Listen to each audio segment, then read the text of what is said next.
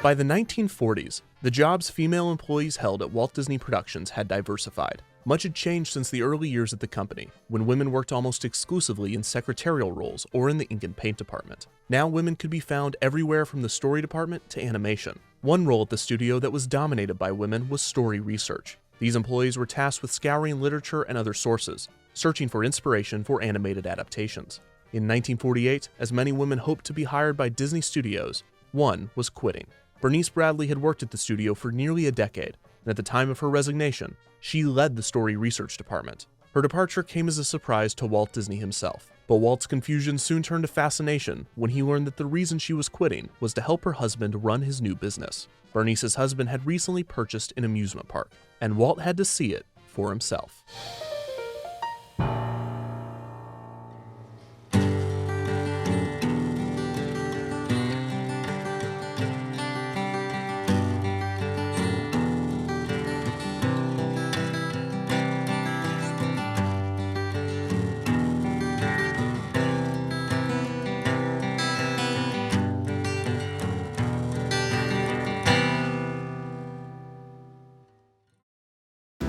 In 1934, Los Angeles native David Bradley graduated from college. Bradley had a knack for mechanical engineering, and at the young age of 15, he rebuilt a 1923 Ford.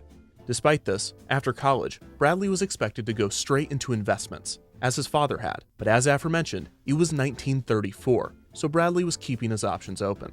By chance, he would meet a rising musician, saxophonist Freddie Martin. Martin would ask Bradley to be his manager, and Bradley would jump on the opportunity. Martin and Bradley toured for 5 years, spreading music in the Martin manner. Bradley would leave Martin's band in the late 30s to work for a radio station in San Francisco. While there, he would befriend a man named Donald Kaye, who also had experience managing bands. The two shared a dream of owning their own ballroom, where big bands could play and people could dance. The stint at the radio station would not last long, as the station was soon sold. Bradley moved back to Los Angeles, where he would have the opportunity to attend a party at Walt Disney Studios. Not that party, just a party. At the gathering, Bradley would meet the head of story research, Bernice, and the two began dating. 2 years after meeting, the couple would be wed. Around the same time, Bradley put his mechanical skills to work by taking a job with Lockheed Martin to assist in the war effort.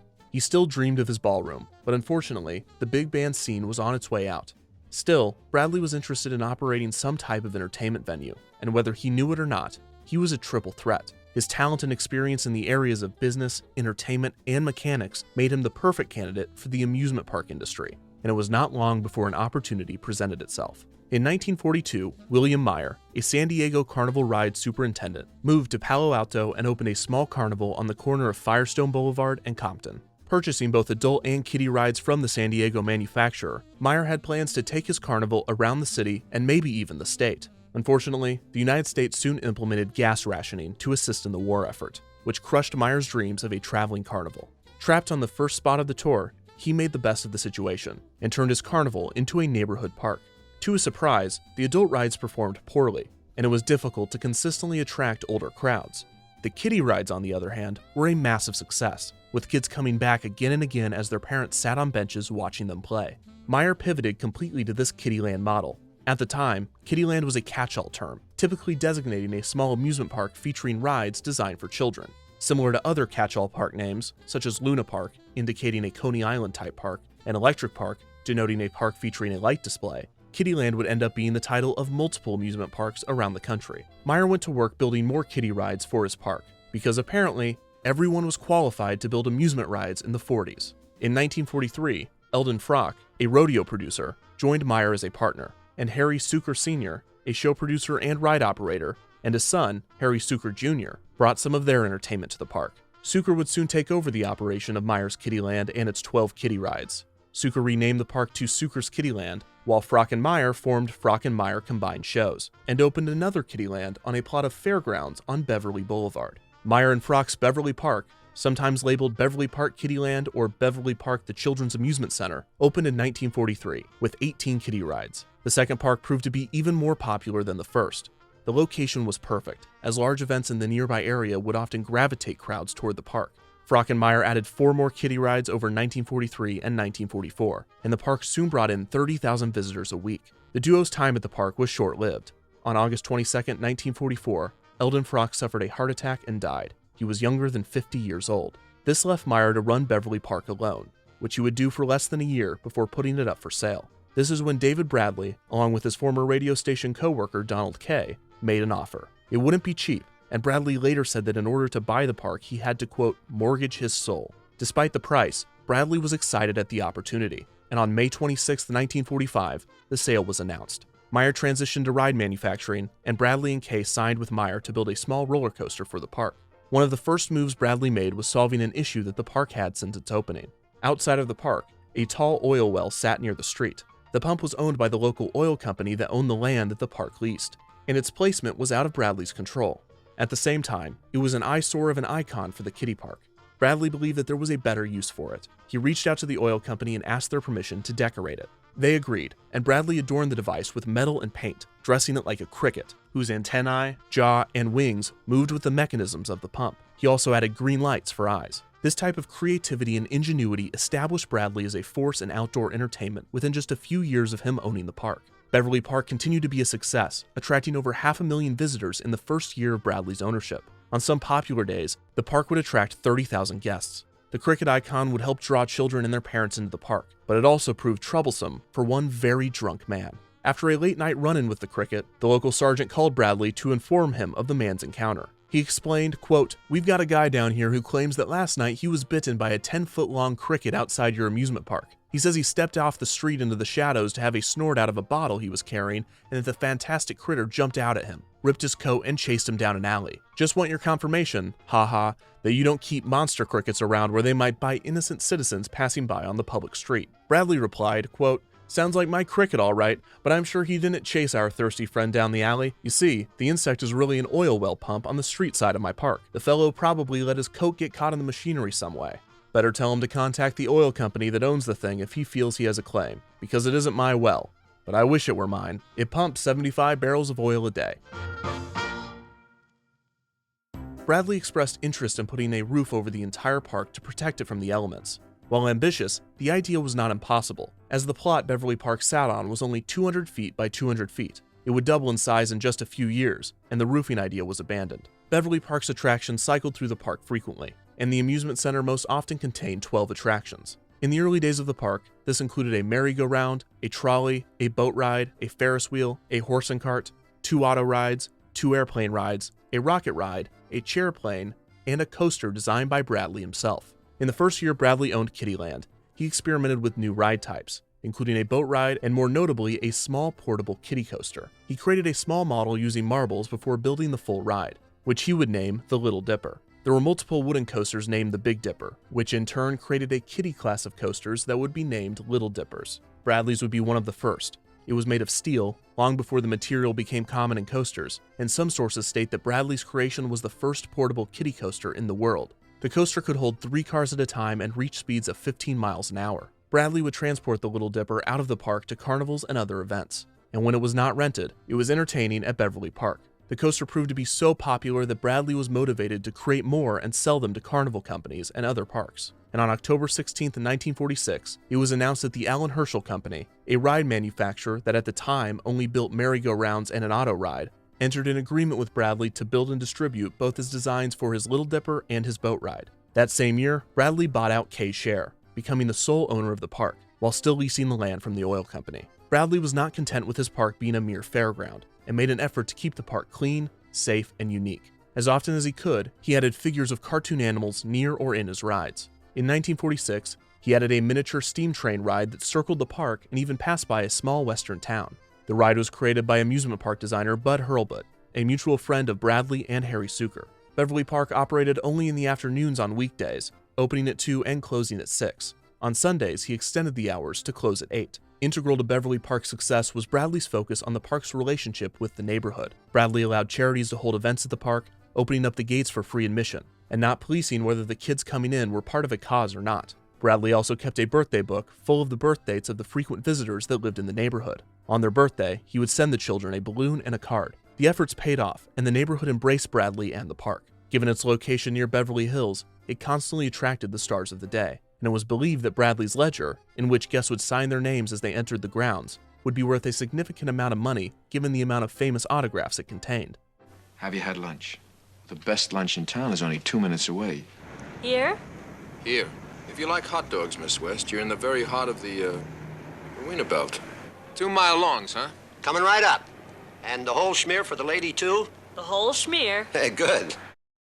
Also in 1946, a group of caged animals were put up on display at the park. These included Babe the elephant, Susie, the California black bear, and Tony, the African lion. With the increasing responsibilities and required attention, Bradley lived at a house next to the park and had a machine shop near the parking lot. By 1948, Bradley had paid his debt and was profiting off of the park. Bradley's wife Bernice, who had assisted her husband with the park while also working at Walt Disney Productions, decided to work at Beverly Park full-time. After learning of her departure in favor of the park, Walt wanted to see Kiddieland for himself. The film producer had been looking into the possibility of some sort of amusement park venture and had been casually researching and discussing some ideas with his closest collaborators. Walt would not visit the park just once. Instead, he became a frequent visitor, taking his daughters Sharon and Diane to play at the park on Sundays while he gathered information. Walt was curious about every aspect of the park, and he bombarded Bradley with questions about design, logistics, guest relations, and more. Bradley was happy to answer Walt's questions, and the two developed a friendship. Bradley would share some of his key philosophies with Walt, and they would stick. Bradley explained that, quote, an appealing ride must tie together participation of the customer, make the customer feel comfortable, and still be an adventure. He also noted that the fun of being a kid is, quote, getting away with something, and that the park and its rides need to simulate that experience in a controlled and safe way. Walt also took notice of Bradley's use of photo opportunities, in which Bradley designated certain sections of the park for photo taking. One piece of advice that Walt would not take was Bradley's belief that a themed ride needs to make the guest feel classy or look good, that it is better to have them ride elegant horses or airplanes than circus animals. Walt would not direct his questions at Bradley alone. He would also approach the children of the park, asking them what rides they liked best, why they liked them, and what attractions they would want to see. From 1948 into the early 50s, Beverly Park was a focus group for Walt and any plans he was considering for his entrance into amusement parks. For Bradley, Beverly Park was a testing ground for his new rides. But with some of the attractions becoming staples, he looked for a new place to try his designs. This led him to open a second park in the San Fernando Valley, named Babcock Park, as part of the Valley Marketown Shopping Center. Bradley would transition his ride testing to the new park and continue to focus on the guest experience at Beverly Park. Still, attractions frequently cycled through Beverly Park, both due to the park's limited space for new rides and Bradley's creativity and ambition. One unique offering that was added to Beverly Park was Moonsville, a space-themed funhouse with a slide. In 1950, Bradley started offering birthday party packages to encourage larger parties to come to Beverly Park. This proved to be lucrative, with some parties reaching up to 60 kids. The package included 80 ride tickets for $5, as well as an event space, birthday cake, balloons, and party favors. This same year, the caged animals were removed from the park, and ironically, around the same time, 11 ancient circus wagons were added. The wagons, owned by the United Tent and Awning Company, were sitting unused on an old lot, but the land had been sold and the company was going to destroy the wagons. Bradley intervened and placed the wagons in the park. These beautiful features would draw the attention of Hollywood. Major films were shot at the park, while other productions rented the wagons. Beverly Park's operating hours were extended, and on Sundays, the park would open at 10 a.m. Monday would be the only day the park would be closed.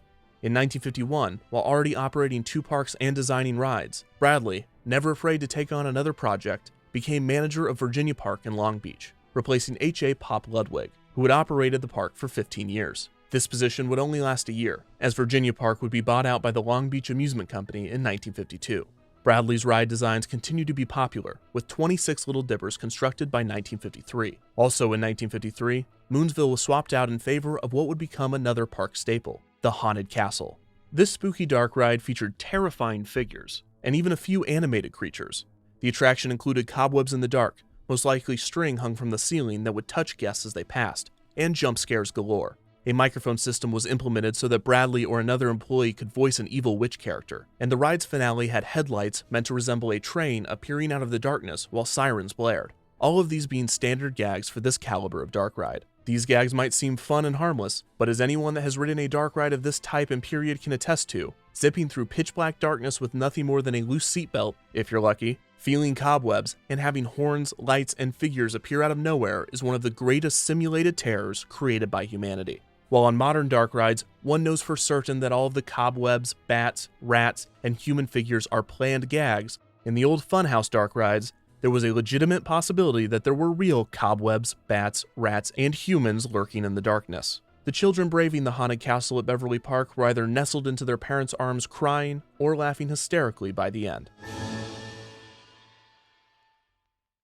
In 1958, the miniature steam train was replaced with the old 99 train ride, a design of Bradley's in which children could ride in individual train cars around the same track used for the previous ride.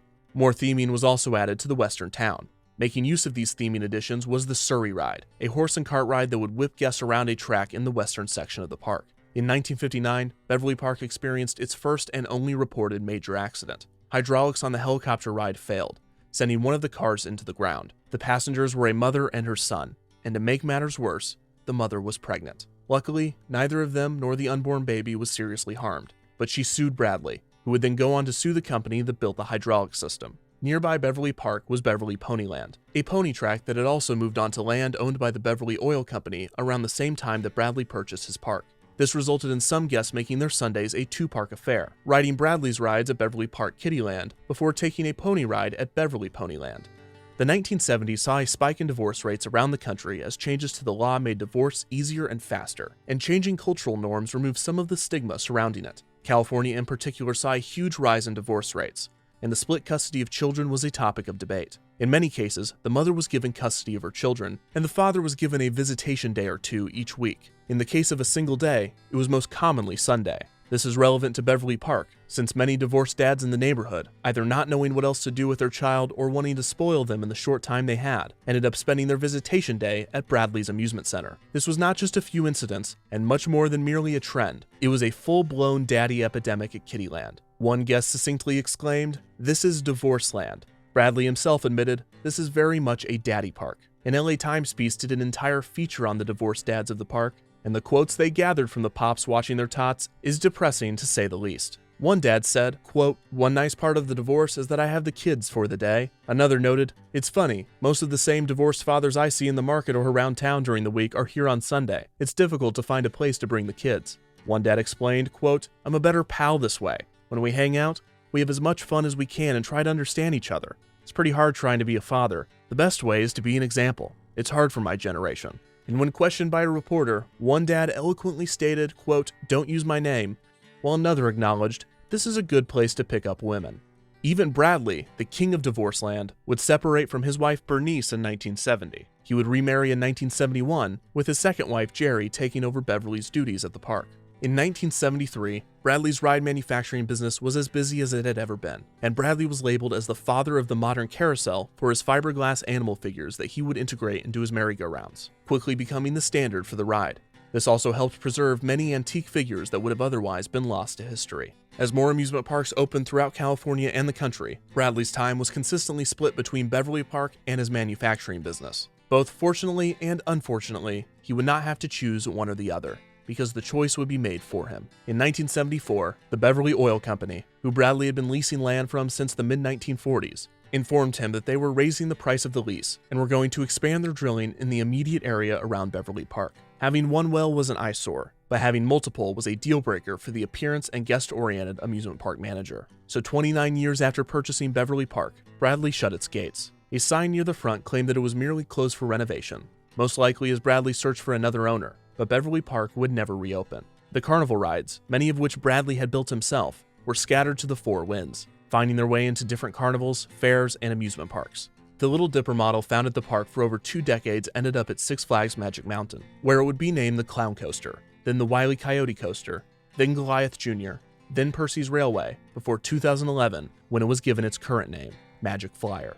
Bradley had already sold all of the vintage circus wagons to Disney for use in various productions and projects. The oil company's expansion near Beverly Park would be short-lived, and in 1982, less than a decade after Beverly Park's closure, a shopping district named the Beverly Center was constructed where the amusement park used to be, much to the dismay of the surrounding neighborhood. Beverly Ponyland had held on throughout the 70s, even as Beverly Park closed, but the Beverly Center would force the pony track's closure as well in 1979. The modern shopping center still stands today atop the ground previously held by the family-owned amusement centers, where children would have their birthday parties, where celebrities would brave carnival rides with their kids, and where dads would take their children on their visitation day, hoping to make the most of their time with their little ones.